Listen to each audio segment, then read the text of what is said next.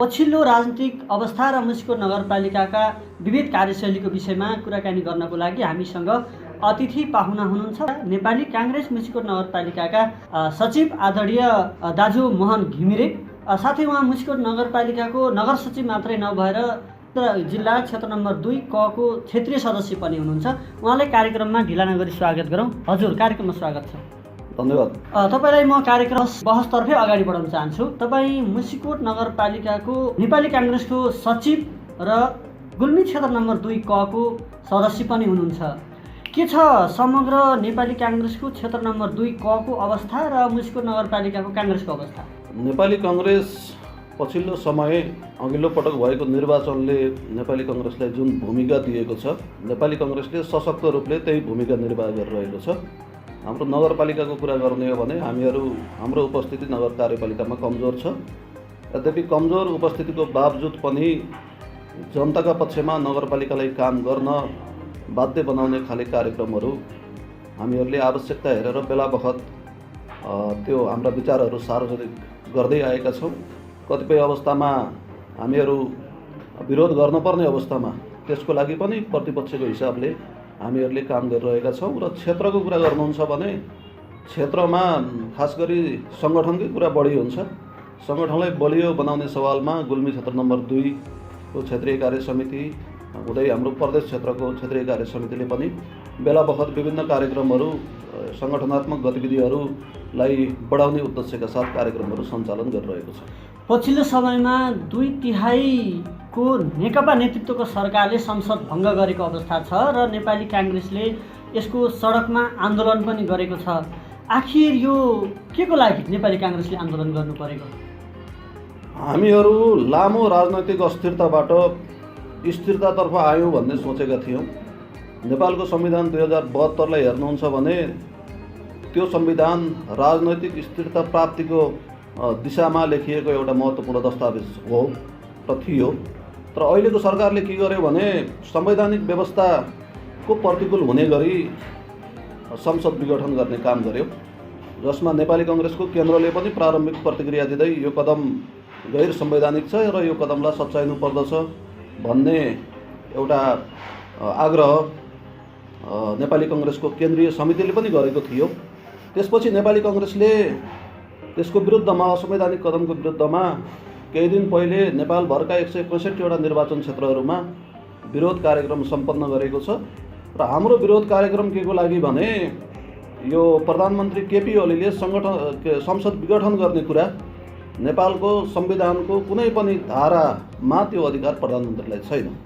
अब आफूलाई अधिकार नै नभएको विषयवस्तु प्रयोग गरेर संसद विघटन गर्ने काम भएपछि त्यो असंवैधानिक काम भएको भन्ने हाम्रो नेपाली काङ्ग्रेसको ठहर हो।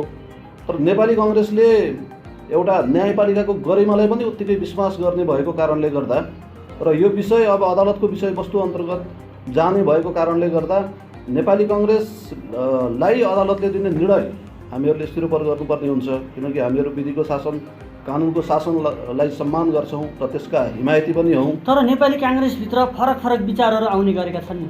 विचारको मन्थन त स्वाभाविक रूपले हुन्छ। पार्टीभित्र पनि नेताहरूका फरक फरक विचार आउने कुरालाई स्वाभाविक रूपले लिनुपर्दछ। ठ्याक्कै आधिकारिक धारणा नेपाली काङ्ग्रेस नेपाली काङ्ग्रेस आफैमा बहुलवादी पार्टी हो। बहुलवाद भनेकै विचारको विविधता हो। विचारको विविधतालाई हामीले स्वीकार्छौँ। अहिले केन्द्रमा एउटा 2 थरी विचारहरू जस्तो देखिने गरी 2 जना नेताहरूका फरक फरक कुराहरू आएका छन् भन्ने कुरा मिडियाहरूमा हेरेर हामीहरूले पनि जानकारी पाएका छौँ। तर समयक्रमले भोलि पार्टीको केन्द्रीय कार्य समितिका बैठकहरूले कुन विषयमा जाँदा उपयुक्त हुन्छ त्यसको बारेमा स्पष्ट निर्णय लिने नै छ। त्यसैले अहिले भएको यो विचार मन्थनको कुरालाई अन्यथा लिनु भएन। तपाईँ एक युवा नेता पनि हुनुहुन्छ। मुसिकोट नगरपालिकाभित्र सक्रिय रूपमा राजनीति गर्ने युवाको रूपमा चाहिँ आफूलाई तपाईँले परिचित गराउनु भएको छ। यो हुँदै गर्दा मुसिकोट नगरपालिकाको कार्यशैलीप्रति तपाईँको र नेपाली काङ्ग्रेसको धारणा के हो? हामीहरूले मुसिकोट नगरपालिकाले जुन रूपमा काम गरिरहेको छ त्यसको त्यसमाथि हाम्रो जानकारी, हाम्रो धारणा बेला बेलामा सार्वजनिक गरिरहेकै छौँ। खास गरी योभन्दा अगाडि हामीहरूले उठान गरेका थुप्रै विषयवस्तुहरू छन्। ती विषयवस्तुहरू हामीहरूले पटक पटक मिडियामा पनि बोलेका छौँ। पटक पटक चाहिँ प्रेस मिट कार्यक्रम गरेर पनि हामीहरूले सार्वजनिक गरेका छौँ। राजनीतिक विभेदका कुराहरू, त्यसै गरी विकास निर्माणका कामहरूमा भएका लापरवाहीका कुराहरू, अनि नगरभित्र आफ्ना मान्छेहरूलाई बढी स्पेस दिने र विपक्षीहरूलाई काम गरिरहेका एउटा अरू राजनीतिक दलमा आस्था राख्ने मान्छेलाई समेत एउटा विभेदकारी ढङ्गबाट विभिन्न कार्यालयहरूबाट निष्कासन गर्ने लगायतका कतिपय कामहरू भएका थिए। त्यसप्रति हाम्रो चाहिँ असन्तुष्टि हो र त्यो अहिले पनि कायम छ र हामीहरूले अहिले पनि नगरभित्र हुने एउटा गैर जिम्मेवार कामहरूको सशक्त रूपले प्रतिवाद गरिरहेका छौँ। नेपाली काङ्ग्रेसलाई एउटा आरोप छ, नेपाली काङ्ग्रेस सधैँ एउटै गतिमा नहिँड्ने, कहिले चलायमान भएर द्रुत गतिमा पनि हिँड्ने र कहिले सुस्त अवस्थामा सुस्त नै रहने। यसको सिद्धान्त नै यस्तै हो कि अल्छी भएर? अब यो पार्टीको गतिको कुरा गर्ने हो भने खास गरी तपाईँले मुसिकोट नगरपालिकाको सवालमा जोडेर यो कुरा उठाउनु भएको हो भने पार्टीभित्र आवश्यकताको आधारमा हामीहरूले जनपरिचालनदेखि सङ्गठन निर्माणका कामहरू सबै गरेका छौँ। कतिपय कुरा मिडियालाई थाहा नहुन सक्छ र सबै कुराहरू मिडियामा जानकारी दिनुपर्छ भन्ने पनि छैन। हाम्रा सार्वजनिक कार्यक्रमहरू, औपचारिक कार्यक्रमहरू मिडियामा आउँछन् भने कतिपय पार्टीका आन्तरिक रणनीतिक कुराहरू मिडियामा नआएका पनि हुन सक्दछन्। तर हाम्रो मुसिकोटमा नेपाली कङ्ग्रेसको सङ्गठन तुलनात्मक रूपले योभन्दा अघिल्लो चुनावमा भन्दा अहिले मजबुत भएको छ। विभिन्न वडाहरूमा विभिन्न राजनीतिक दलहरू परित्याग गरेर नेपाली कङ्ग्रेसमा थुप्रै साथीहरू यो बिचमा प्रवेश गर्नुभएको छ। त्यो मात्रै पनि नभएर पछिल्लो पटक यो कोरोना महामारीको कारण समस्याहरू देखिए। यो बेलामा नेपाली कङ्ग्रेसले सक्रियतापूर्वक जनताको पक्षमा काम गर्न नगरपालिकालाई आग्रह मात्रै गरेन, नेपाली कङ्ग्रेसले पनि राहतका कार्यक्रमहरू लिएर जनताका घर दैलोमा पुग्यो। अभावमा रहेका नागरिकहरूलाई हामीहरूले पनि यो बेलामा सरकारलाई मात्रै आग्रह गर्नुभन्दा आफ्नो तर्फबाट पनि केही गर्नुपर्दछ भन्ने एउटा सकारात्मक भावना, मानवीय भावना लिएर हामीहरू पनि नागरिकको घर दैलोमा पुग्यौँ। त्यसैले मलाई लाग्छ अहिलेको अवस्थामा नेपाली कङ्ग्रेसको सङ्गठन मुसिकोटमा बलियो छ। तपाईँले नेपाली काङ्ग्रेसको सङ्गठन बलियो भन्दै गर्दा र नेपाली काङ्ग्रेसमा अन्य पार्टी परित्याग गरेर अथवा नेकपा परित्याग गरेर काङ्ग्रेसमा भित्रेका छन् भन्ने प्रसङ्ग जोड्नुभयो र नेपाली काङ्ग्रेसलाई गाउँै रित्ताउने गरी नेकपा प्रवेश गराइयो भन्ने पनि मिडियाबाजी गरेको पाइन्छ। गत चुनावको मतलाई आधार मान्ने हो भने, नगर प्रमुखको मतलाई नै आधार मान्ने हो भने झन्डै 1000को सेरोफेरोमा मतान्तर रहेको पाइन्छ। यसलाई आगामी निर्वाचनमा नेपाली काङ्ग्रेसले कसरी परिपूर्ति गर्न सक्छ अथवा जित्ने आधारहरू के हुन्? यसपटक जसरी हामीहरूले सङ्गठन निर्माण गरिरहेका छौँ, जसरी नागरिकको पक्षमा हामीहरूले सक्रियतापूर्वक आवाज उठाइरहेका छौँ, त्यसले नेपाली कङ्ग्रेसप्रतिको विश्वास मुसिकोटमा मात्रै होइन राष्ट्रव्यापी रूपले नै नेपाली कङ्ग्रेसप्रतिको विश्वास बढेको छ। अर्को पक्ष के छ भने संविधानमा व्यवस्था नै नभएको अधिकार प्रयोग गरेर प्रधानमन्त्रीजीले संसद विघटन गर्नुभयो। 5 वर्षसम्म प्रचण्ड बहुमत दिएर नागरिकहरूले नेकपालाई सरकार बनाउने एउटा अख्तियारी दिएका थिए। सरकार त बन्यो तर 3 वर्ष पनि काम गर्न नसक्दै संसद विघटन गर्न पर्ने स्थिति भयो। अब सरकारकै भविष्य धरापमा पर्ने स्थिति छ। ठुलो तामझामका साथ दुईवटा ठुला कम्युनिस्ट पार्टीहरू मिलेर नयाँ पार्टी नेकपा बन्यो। तर नेकपाले जुन हिसाबले जनताले विश्वास गरेका थिए यसले राम्रो डेलिभरी दिन सक्छ भन्ने विश्वास थियो। त्यो विश्वास अनुरूप काम गर्न नसक्दा नागरिकहरूले यसै पनि विकल्प खोज्छन्। अर्को कुरो संवैधानिक कुरामा, कानुनी कुरामा, लोकतन्त्रको कुरामा नेपाली कङ्ग्रेस जस्तो विश्वासिलो पुरानो राजनीतिक पार्टी नेपालमा अरू छैन। कम्युनिस्टहरूप्रति खास गरी नागरिक स्वतन्त्रताका कुराहरू, वाक स्वतन्त्रताका कुराहरू, लोकतन्त्रकै कुरामा कम्युनिस्टहरूलाई आँखा चिम्म गरेर विश्वास गर्न सकिने अवस्था न नेपालमा छ न अरू देशमा छ। त्यसैले एउटा लोकतन्त्रको प्रायको रूपमा नेपाली कङ्ग्रेस रह्यो। समय, परिस्थिति, हाम्रै आफ्ना कमजोरी र एउटा विपक्षी दलको एकता, विपक्षी दलहरू बिचको एकताको कारणले गर्दा अघिल्लो निर्वाचनमा तुलनात्मक रूपले हामीहरू निकै कमजोर साबित हुने खालको नतिजा आएको हो। तर अहिलेको स्थिति फरक छ। पहिलो कुरा त अहिलेको नेकपा एकीकृत रूपले निर्वाचन लडे पनि काङ्ग्रेसको हैसियत उनीहरूभन्दा कम हुनेवाला छैन। किनकि नेकपालाई जुन काम गर्नको लागि, जुन समृद्धिको यात्रामा काम गर्नको लागि जनताले अभिमत दिएका थिए त्यसको ठिक विपरीत काम भयो। संसद भङ्ग गर्ने काम भयो। उनीहरूको जनाधार खस्किएको छ। जनताहरूले विश्वास गर्न सक्ने अवस्था छैन। अर्को राजनीतिक रूपले पनि विभाजनतर्फ नेपाल कम्युनिस्ट पार्टी गएको जनताहरूले त हेरिरहेका छन्, देखिरहेका छन्। जनताहरूको चाहना यो त थिएन।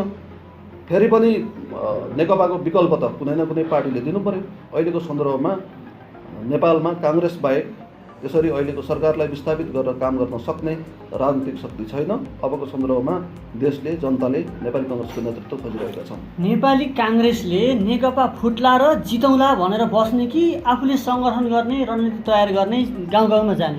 खोइ त काङ्ग्रेस गाउँमा गएको देखिन्न। नेकपा नफुटोस् भन्ने मेरो पनि चाहना हो, काङ्ग्रेसका कयौँ नेताहरूको चाहना पनि यही हो।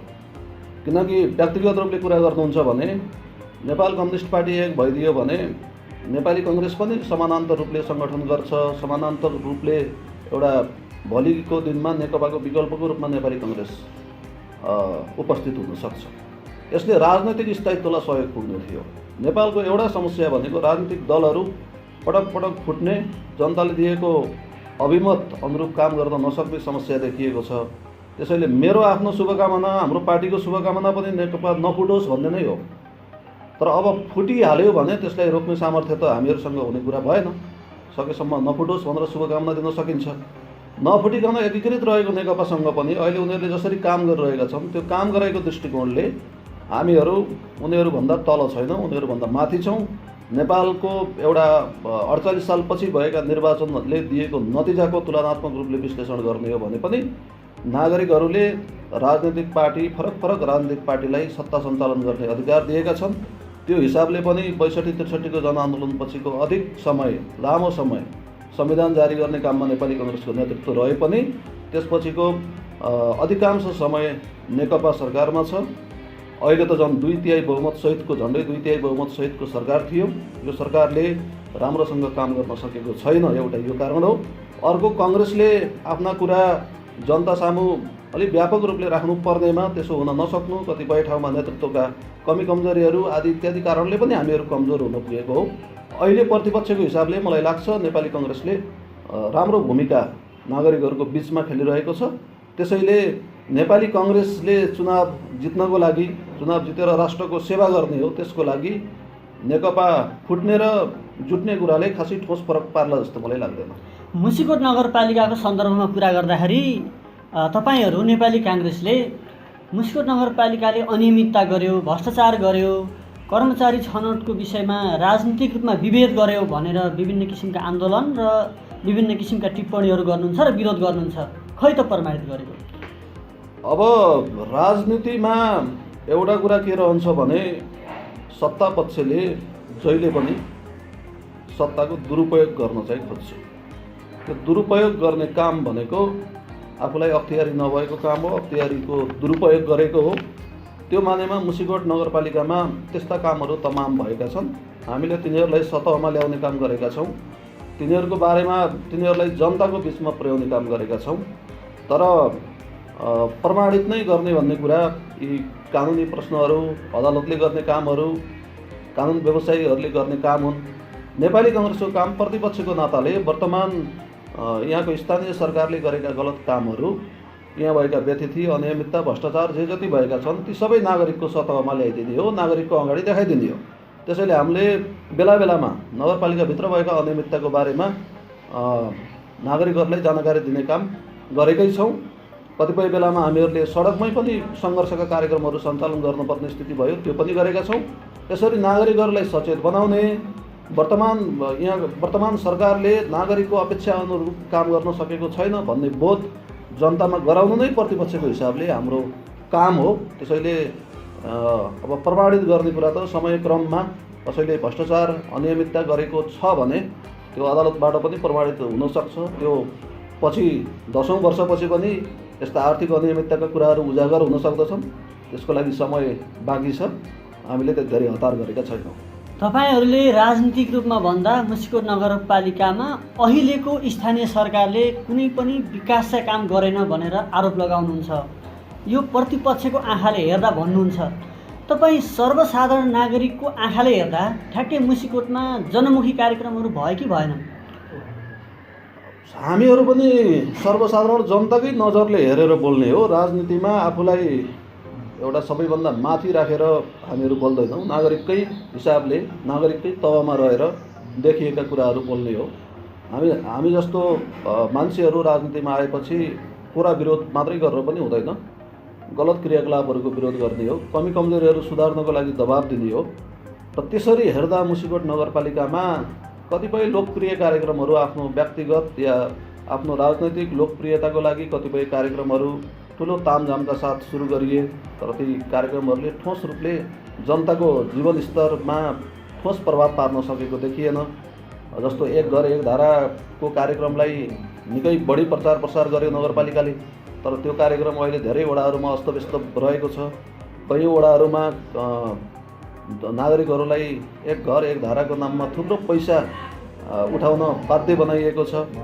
त्यसै गरी अरू थुप्रो कार्यक्रम कतिपय ठाउँमा बस सेवा सञ्चालनका कुराहरू, यी र्याफ्टिङ आदि इत्यादि कुराहरू लोकप्रियताको खातिर थुप्रै कामहरूको सुरुवात गर्ने प्रयत्न गरियो, तर ती कामहरूलाई नगरपालिकाले स्थायित्व दिन सकेन, निरन्तरता दिन सकेन। त्यसैले सुरुवात मात्रै ठुलो कुरो होइन, नगरपालिकाले आफूले सुरु गरेका कामहरूलाई कसरी निरन्तरता दिइरहेको छ भनेर त्यो नागरिकहरूले हेर्ने विषयवस्तु त्यो। सबै कुराको उद्घाटन मात्रै गरेर राज्यको बजेट सक्नु त भएन। उद्घाटन भन्दा त्यसको चाहिँ नियमितता ठुलो कुरा हो। एक दिन बस पुऱ्याएर मुसिकोटको कुनै एउटा गाउँ सम्पन्न बन्न सक्दैन। बडीघाटमा एक दिन र्याफ्टिङ सुरु गर्दैमा त्यो सम्पन्न के अरे बडीघाट नदीको एउटा समुचित सदुपयोग हुन सक्दैन। तपाईँको हाम्रो बडीघाट नदीको वारिपारी जोड्ने झ्यादीको पुल दुई पटक भत्किँदा समेत नगरपालिकाले पर्याप्त एउटा सुपरिवेक्षण अनुगमन आवश्यक ठाउँहरूमा दबाब दिन सकेन। दुई पटक एकै ठाउँको पुल भत्किनु भनेको लज्जाको विषय होइन। हाम्रो स्थानीय सरकारले यसमा लाज मान्नु पर्दैन। विकास त गरिरहेका छौँ, हामीले कस्तो खाले विकास गऱ्यौँ भन्ने कुरा त्यो पुलले प्रमाणित गरेको छ। अहिले पनि मुसिकोटका चाहिँ 3वटा वडाका नागरिकहरू सहज रूपले नगरपालिकाको केन्द्रमा आउने स्थिति छैन, सहज रूपले यातायातका साधनहरू सञ्चालन गर्न सकिने स्थिति छैन। त्यसैले यी तमाम कुराहरूमा एउटा अनियमितता भएको छ, गैर जिम्मेवारीपन देखाइएको छ। त्यसको नेपाली काङ्ग्रेसले सधैँ भण्डाफोर गर्छ, त्यसको विरोध गर्छ। नेपाली काङ्ग्रेसको महाधिवेशन नजिकिँदैछ। मुसिकोट नगरपालिकामा अबको नगर सभापति को बन्छ र तपाईँको उम्मेदवारी कहाँनेर? नेपाली काङ्ग्रेसको महाधिवेशन सम्भवतः अबको केही समय, केही महिनाभित्र होला भन्ने आशा गर्न सकिन्छ। यद्यपि पछिल्लो राजनैतिक घटनाक्रम, त्यसै गरी कोरोना महामारी आदि इत्यादि वैधानिक रूपमा पनि गर्नै पर्ने आदि इत्यादि कुराले गर्दा केही ढिला हुन गएको हो। नभए अधिवेशन भइसक्नुपर्ने स्थिति थियो। अब मुसिकोट नगरपालिकाको नेतृत्वको कुरा गर्नुहुन्छ भने नेपाली काङ्ग्रेसको विधानले व्यवस्था गरे बमोजिम क्रियाशील सदस्यहरूमध्ये सबैभन्दा लोकप्रिय र नेतृत्व गर्ने योग्य मान्छे नै नगर सभापतिको रूपमा आउने अहिलेलाई विश्वास गरौँ। व्यक्तिगत रूपले मेरो आकाङ्क्षाको बारेमा बुझ्न चाहनुभएको हो भने नगर सभापतिको रूपमा समय परिस्थिति बस त्यो जिम्मेवारी लिनुपर्ने बोध भयो भने त्यो जिम्मेवारी लिनको लागि म कन्जुसाइ गर्दैन, लिनुपर्ने हुन्छ। यद्यपि अधिवेशन आउन अझै पनि लामो समय बाँकी रहेको र त्यो बिचमा थुप्रै तयारीहरू गर्नुपर्ने भएको कारणले गर्दा अहिले नै नेपाली काङ्ग्रेस मुसिकोटको सभापति यो भनेर घोषणा गरिहाल्ने स्थिति चाहिँ छैन। वर्तमान नेकपाको गुटगत राजनीतिको असर अन्ततः पार्टी विभाजनको परिस्थिति सामना गरिरहेको छ, त्यो देख्न सकिन्छ। नेपाली काङ्ग्रेसभित्र पनि प्रशस्त गुटको शिकार आम कार्यकर्ता भइरहेका छन्। मुसिकोट नगरपालिकामा पनि त्यस्तो हल्ला सुनिन्छ। तपाईँहरू प्रतिपक्षसँग अर्थात् विपक्षसँग लड्नुहुन्छ कि आफ्नै पार्टीको अर्को गुटसँग लड्नुहुन्छ? नेपाली काङ्ग्रेसमा मैले यो गुटको कुरालाई अस्वीकार त गर्दैन। राजनैतिक पार्टीभित्र विभिन्न गुट या विचार समूह हुनुलाई त्यति धेरै नकारात्मक रूपले पनि हामीहरूले लिनु हुँदैन। तर हामीहरूले व्यवस्थापन गर्नुपर्ने कुरा के हो भने गुटको आधारमा राजनीति चलिरहँदा अहिलेको नेकपाको जस्तो हालतमा चाहिँ पुग्नु दुर्भाग्य। इतिहासमा काङ्ग्रेसले पनि भोगेकै हो। इतिहासमा काङ्ग्रेस पनि विभाजन भएको इतिहास छ, इतिहासलाई अस्वीकार गर्ने कुरा भएन। तर विचारहरूको मन्थनबाट उपयुक्त विचार, उपयुक्त दृष्टिकोण निर्माण गर्न सकिन्छ। विचारले पार्टीलाई एकीकृत गर्ने हो। त्यसैले काङ्ग्रेसमा सधैँ नेपाली काङ्ग्रेसले हरेक क्रियाशील सदस्यबाट आउने नयाँ विचार पार्टीलाई जीवन्त तुल्याउनको लागि, देशलाई समृद्ध बनाउनको लागि हरेक क्रियाशील सदस्य, हरेक साधारण सदस्यले समेत नयाँ विचार प्रवाह गर्न पाउने अधिकार नेपाली काङ्ग्रेसमा छ। त्यसैले हाम्रा विचारहरू पृथक हुन सक्छन्। मेरो एउटा विचार हुनसक्छ, मुसिकोटमै नेपाली काङ्ग्रेसको अर्को नेताको अर्को विचार हुनसक्छ, केन्द्रमा पनि त्यो हुनसक्छ। तर हाम्रो विचार, हाम्रो दृष्टिकोण फेरि देशको राजनीतिसँग जोड्ने हो भने मूल रूपमा नेपाली काङ्ग्रेस प्रजातान्त्रिक समाजवाद उन्मुख शासन व्यवस्था स्थापना गर्न उद्यत छ। त्यसैले सैद्धान्तिक रूपले हामी एकै ठाउँमा छौँ। हाम्रो सिद्धान्त एउटै छ।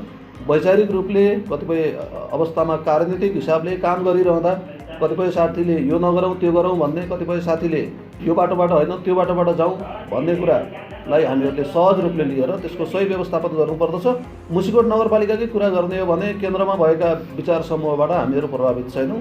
हामीहरू यहाँको सङ्गठन बलियो बनायौँ भने यहाँको राजनैतिक एउटा यहाँको स्थानीय सत्ता हामीहरूले लिएर हामीहरूले नै यहाँका नागरिकहरूलाई सेवा सुविधा दिने, नागरिकहरूको अपेक्षा अनुसार स्थानीय सरकार सञ्चालन गर्ने हो। त्यसैले केन्द्रमा, जिल्लामा या अरू कुनै ठाउँमा एउटा गुटहरू कतिपय अवस्थामा समय विशेषले क्रियाशील हुन सक्ने देखिए पनि हाम्रो सन्दर्भमा अहिलेको सन्दर्भमा त्यस्तो अवस्था छैन। हामीहरू सबैजना साथीहरू सक्रियतापूर्वक एउटा एकीकृत तवरले नै सङ्गठन निर्माणको दिशामा अगाडि बढिरहेका छौँ। हामी कार्यक्रम पुष्पाञ्जली बहसको अन्त्यतर्फ आइरहेका छौँ। मैले यति जेलसम्म तपाईँलाई पुष्पाञ्जली बहसमा सोध्न छुटाएका र तपाईँलाई भन्न मन लागेका केही विषयवस्तु छन् भने छोटकरीमा बताइदिनुहोस् न। त्यस्तो खासै विषयवस्तु त केही छैन। आदरणीय बुवाआमा, दाजुभाइ, दिदीबहिनीलाई म सविनय अनुरोध गर्न चाहन्छु, देशको राजनैतिक वर्तमान राजनीतिक अवस्थाप्रति हामी जत्तिकै तपाईँहरू पनि जानकार हुनुहुन्छ। तपाईँ हामीहरूले नै अहिलेको नेकपालाई प्रचण्ड बहुमतका साथ विजय बनाएर सरकार सञ्चालन गर्न पठाएका हौँ।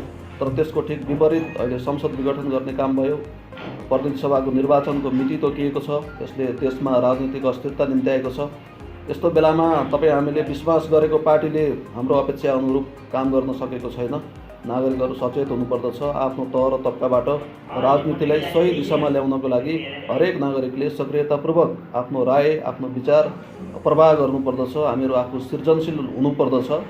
त्यो भयो भने मात्रै हाम्रो राजनैतिक स्थायित्वको सपना पुरा हुनेछ। अन्यथा 2046 सालपछि नै हामीहरूले राजनीतिक अस्थिरताको जुन नियति भोग्नु पर्यो त्यो 2072 पछि पनि भोग्नुपर्ने स्थिति आएको छ। यसलाई एउटा रोकथाम गरेर त्यसलाई समुन्नतितर्फ लाने दिशामा वर्तमान सरकारलाई पनि आफ्ना कदमहरू सच्याएर एउटा नागरिकको पक्षमा उभ्याउने सवालमा सबै नागरिकहरू सक्रियतापूर्वक लाग्नुपर्दछ भन्ने मेरो धारणा रहेको जानकारी गराउँछु। धन्यवाद। आफ्नो व्यस्त समयका बावजुद पनि आफ्नो समय दिनुभयो, यहाँलाई धन्यवाद। धन्यवाद।